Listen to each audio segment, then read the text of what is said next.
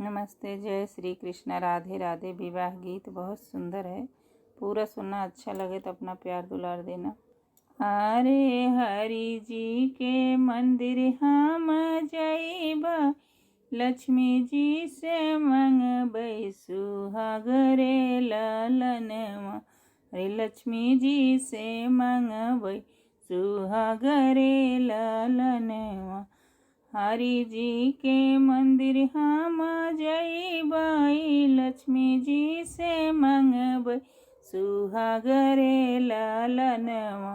लक्ष्मी जी से मंगबै सुहागरे ललनवा।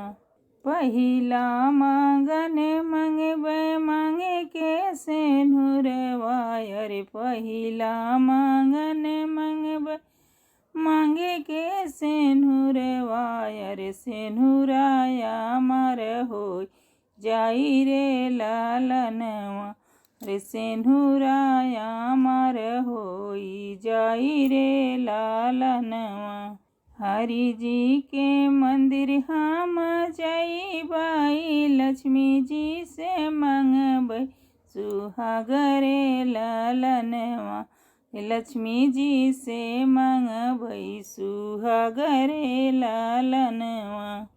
अरे हरि जी के मंदिर हम जइबै, लक्ष्मी जी से मंगबै सुहागरे ललनवा।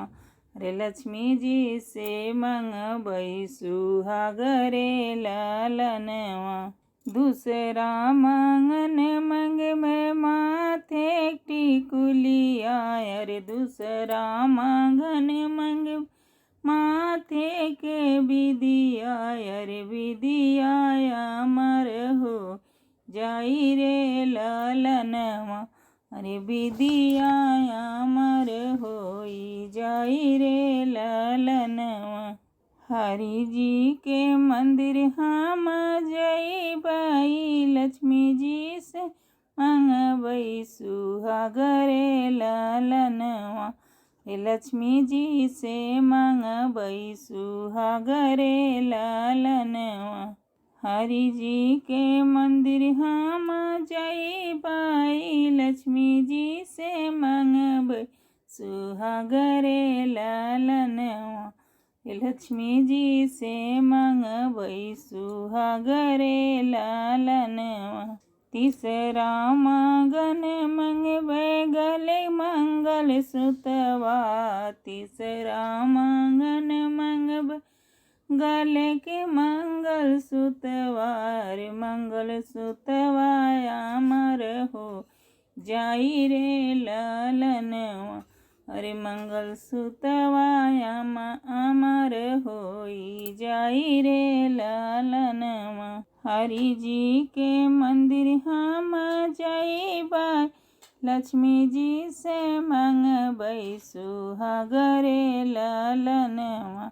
लक्ष्मी जी से मंगबै सुहागरे ललनवा।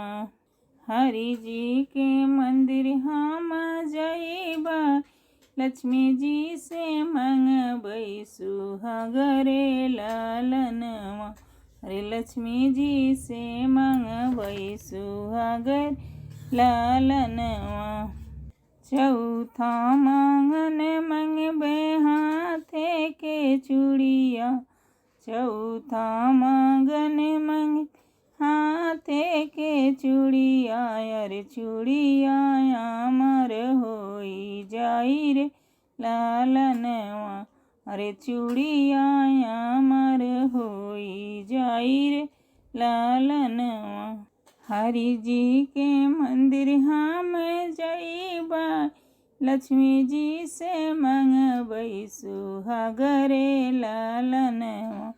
लक्ष्मी जी से मंगबै सुहागरे ललनवा।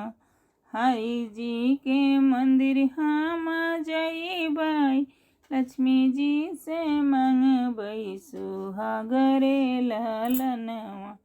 लक्ष्मी जी से मंगबै सुहागरे ललनवा। पचवा मांगन मंगबे गोड़े के पायलवा। पाँचवा मांगन मंग पैर के पायलवा। अरे बिछुआ अमर हो जाई रे लालनवा। अरे बिछुआ अमर होई जाई रे लालनवा। पचवा मांगन मंगबे गोड़े के पायलवा। पचवा मांगन मंगबे पैर के पायलवा। अरे बिछुआ अमर होई जाई रे लालनवा। अरे बिछुआ अमर होई जाई रे लालनवा। हरि जी के मंदिर हम जइबाई। लक्ष्मी जी से मंगबई सुहाग रे लालनवा।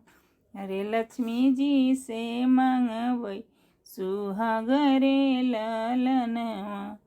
हरि जी के मंदिर हम जइबाई। लक्ष्मी जी से मंगबई सुहाग रे लालनवा।